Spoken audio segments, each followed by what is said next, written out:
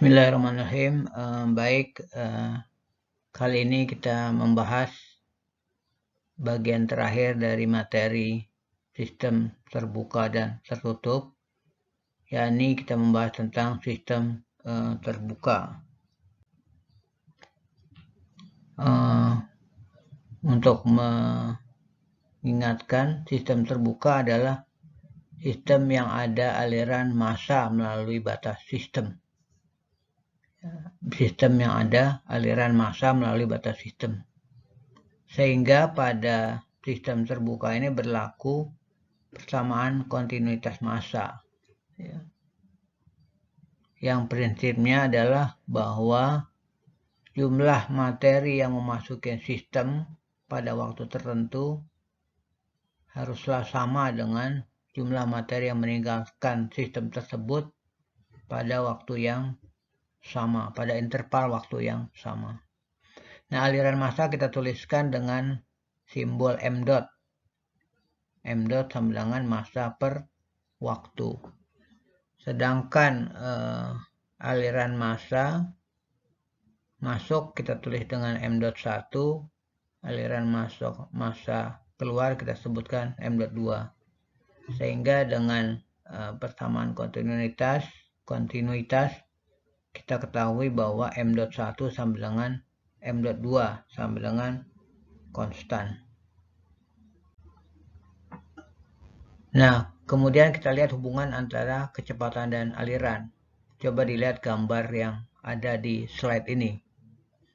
Itu adalah batas sistem fluida yang massanya M, volumenya V. Massanya M dan volumenya V.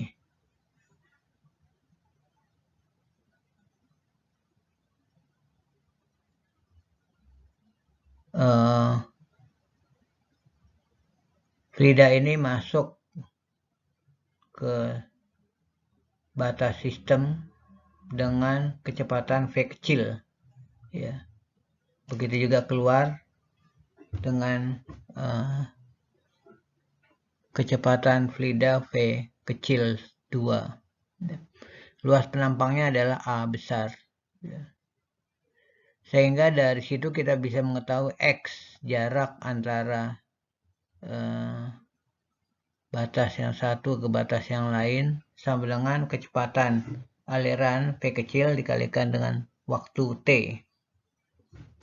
Dan pada saat yang sama volume itu kita bisa cari dengan kecepatan. Kita bisa cari dengan X, ya, dikalikan dengan A, luas penampang. Maka dari dua persamaan X dan V di atas, kita bisa dapat persamaan V sama dengan V kecil dikalikan T dikalikan A. Volume sama dengan kecepatan aliran dikalikan dengan waktu dikalikan dengan luas penampang. Sehingga dari sana kita bisa mencari volume per T sama dengan kecepatan dikalikan A. Nah, volume per T itu adalah V dot, laju aliran volume. Sehingga dikatakan bahwa V dot sama dengan V kecil dikalikan A. Laju aliran volume sama dengan kecepatan aliran dikalikan luas penampang. Nah, kalau kita mempunyai fluida dengan kerapatan rho, di mana rho adalah massa per volume, ya, maka kita bisa masukkan volume dari slide yang sebelumnya tadi. Rho sama dengan massa per V kecil dikalikan T dikalikan A. Kerapatan sama dengan massa dibagi dengan kecepatan fluida dikalikan T dikalikan luas penampang. Maka kita dapatkan massa sama dengan V dikalikan T kecil dikalikan A dikalikan rho. Atau M per T kita bisa cari. M per T sama dengan V dikalikan A dikalikan rho. M per T adalah M dot atau laju aliran massa. Ya. Maka laju aliran massa sama dengan kecil dikalikan A dikalikan rho. Atau laju aliran massa sama dengan kecepatan aliran dikalikan luas penampang dikalikan rho fluida tersebut. Nah, kalau tadi kita katakan bahwa pada persamaan kontinuitas aliran massa 1 sama dengan aliran massa 2, m dot 1 sama dengan m dot 2, maka didapatkan persamaan kontinuitas 4.5.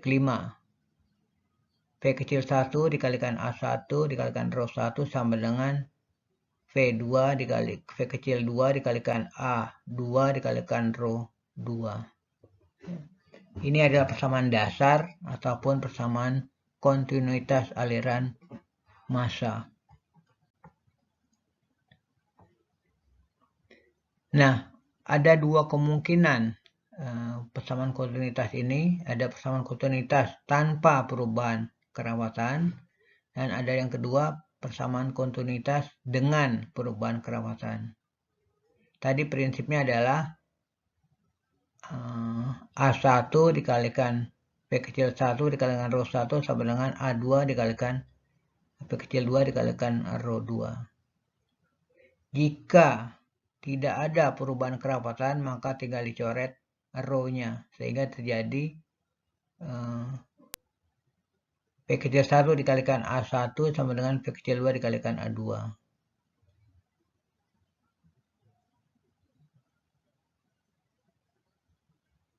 Tanpa perubahan kerawatan.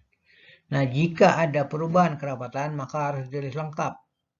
A1 dikalikan V kecil 1 dikalikan rho 1 sama dengan A2 dikalikan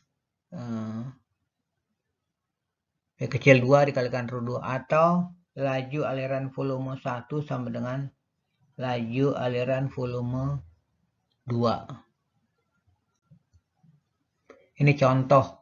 Air mengalir dalam pipa berdiameter 200 mm dengan kecepatan 5 meter per second. Hitung laju aliran volume dan laju aliran massanya.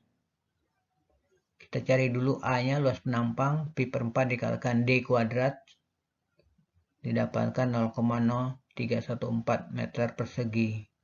Kemudian bisa dicari laju aliran volume sama dengan P kecil dikalikan A. Laju aliran volume sama dengan kecepatan aliran fluida dikalikan luas penampang. Didapatkan 0,157 meter kubik per second. Sedangkan laju aliran massanya kita harusnya m dot ya, kurang dot. M dot sama dengan V kecil dikalikan A dikalikan P. Itu harusnya rho. Bukan P, itu rho. Ya. Jadi saya ulangi, M dot harusnya ya, tulisannya harusnya M dot sama dengan P kecil dikalikan A besar dikalikan rho.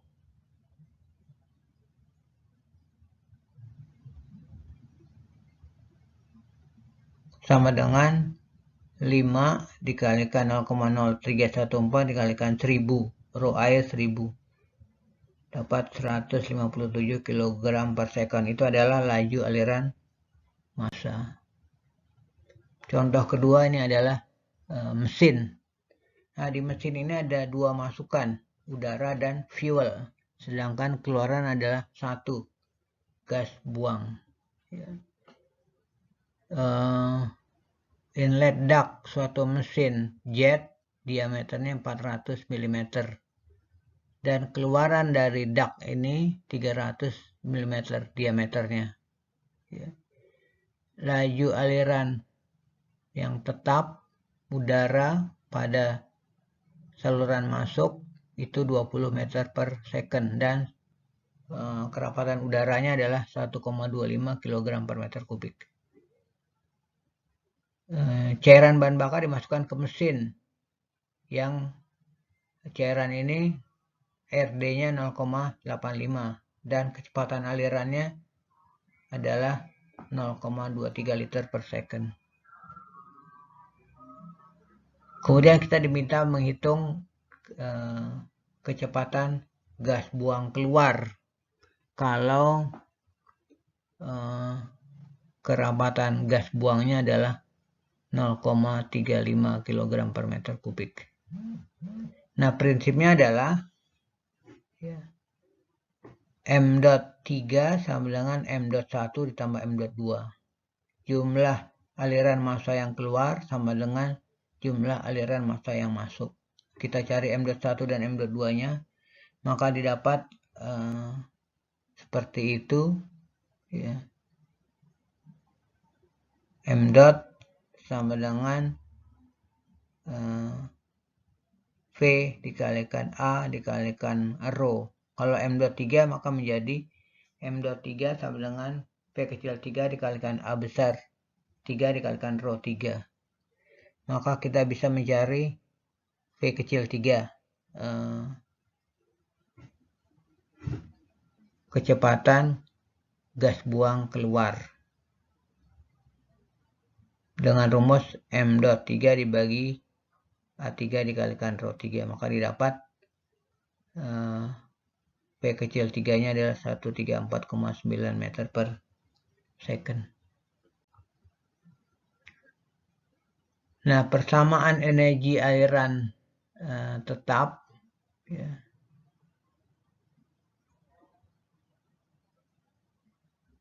seperti pada sistem tertutup, ya, panas dan kerjanya dapat dipindahkan melalui batas sistem. Ya.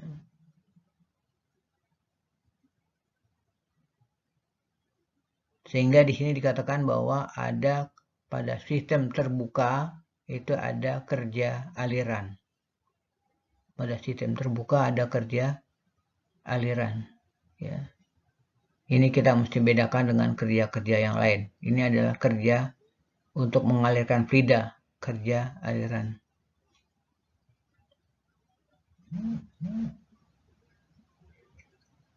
Di sini dikatakan bahwa jika bahan yang mengalir adalah cairan, kemudian tekanan pada masuk dan keluar sistem adalah sama, maka kerja alirannya adalah 0. Sekali lagi, jika bahan tersebut ada cairan yang tekanan masuk dan keluar sistemnya sama, ya, maka kerja alirannya adalah 0. Tapi pada kasus lain, di mana terjadi perubahan tekanan pada batas masuk dan batas keluar sistem, maka akan ada atau akan terjadi perubahan volume spesifiknya, maka akan bisa dihitung kerja alirannya.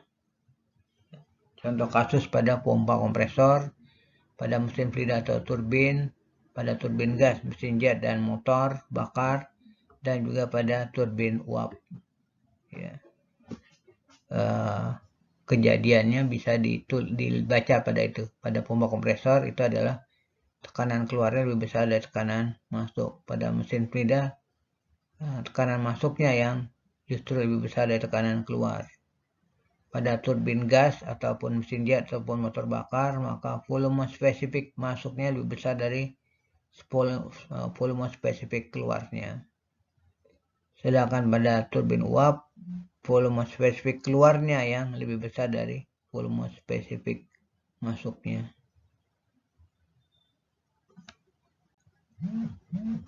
Nah, ini adalah bagaimana kita mendapatkan kerja aliran. Ya. Kita bayangkan ini ada sistem, kemudian sistem ini dikenakan kerja oleh piston yang kita bayangkan tidak bermassa dan tidak ada gesekan pada batas sistem. Nah, kalau tekanan pada batas masuk adalah P1, ya, dan volume cairan pada 1 itu adalah volume 1, maka kerja pada batas tersebut adalah minus P1 V1. Kenapa minus? Karena kerjanya diberikan atau kerjanya masuk ke sistem. Sedangkan pada batas keluar, ya, pada batas keluar, W-nya sama dengan tekanan 2 dikalikan volume 2. Kenapa kerjanya positif? Karena kerjanya keluar dari sistem. Maka kita bisa menghitung kerja alirannya adalah tekanan 2 volume 2 dikurangi tekanan 1 volume 1. Tekanan 2 volume 2 positif, tekanan 1 volume 1 negatif. Nah, itu adalah kerja aliran. Nah, jika selain kerja aliran, jika dimasukkan kerja aliran ke dalam sistem persamaan non-aliran, maka didapatkan rumus itu. Q min W dikurangi selisih P2V2 dikurangi P1V1 sama dengan delta U. Kalau kita kumpulkan U dengan PV-nya, maka didapatkan seperti itu. Q min W sama dengan U2 ditambah P2V2 dikurangi dalam kurung U1 ditambah P1V1. Atau kalau U ditambah PV adalah H, maka kita dapatkan Q min W sama dengan H2 min H1. Nah, ini kita sebut sebagai persamaan energi aliran. Tetap tanpa perubahan energi kinetik dan potensial. Kalau ada perubahan energi kinetik dan potensialnya, maka kita tinggal tambahkan Q min W sama dengan H2 min H1 ditambah KE2 dikurangi KE1 ditambah PE2 dikurangi PE1. Itu kalau terjadi perubahan energi kinetik dan potensial. Ini catatan yang perlu kita lihat, ya. Persamaan tadi 49 dan 40 ini dapat dilakukan substitusi massa ataupun waktu. Ya, kalau massa yang digunakan 1 kilo ataupun kalau waktu digunakan per detik, maka didapatkan laju panas adalah satuannya joule per detik atau disebutnya watt atau disebutnya daya.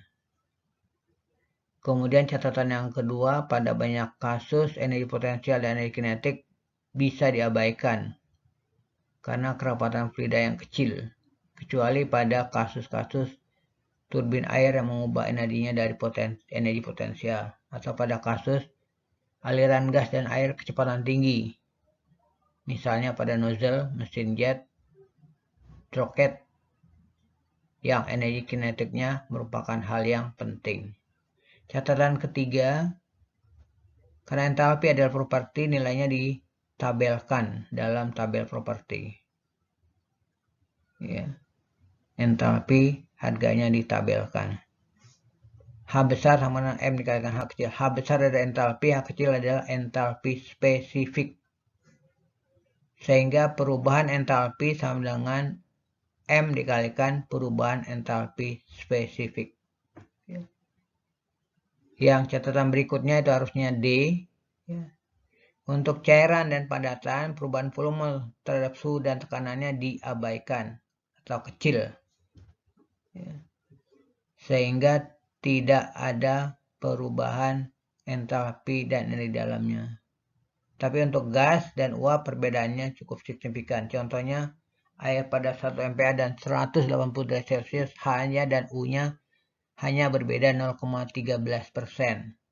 Sedangkan untuk uap pada tekanan yang sama 1 MPa dan 180 derajat Celcius hanya berbeda cukup signifikan, berbeda sebanyak 7%. Yang terakhir itu yang E harusnya. Untuk gas, jika kapasitas panas spesifiknya tidak bervariasi secara signifikan pada kisaran tekanan dan suhu tertentu, maka perubahan entalpinya ditentukan dengan rumus delta H kecil sama dengan Cp dikalikan delta T. Jadi H kecil 2 dikurangi H kecil 1 sama dengan Cp dikalikan T besar 2 dikurangi T besar 1. Tetapi persamaannya tidak digunakan jika ada perubahan harga Cp yang signifikan. Ya, dalam hal ini harus digunakan tabel. Kemudian silahkan dipelajari materi pada contoh soal. Materi dan juga contoh soalnya. Itu ada turbin uap, ada kompresor gas, ada ketel uap, ada penukar uap panas, ada kalorimeter gas, ada nozzle, dan ada throttle. Mungkin demikian video ini. Kalau ada pertanyaan bisa silahkan ditanyakan. Lebih kurang maaf. Assalamualaikum warahmatullahi wabarakatuh.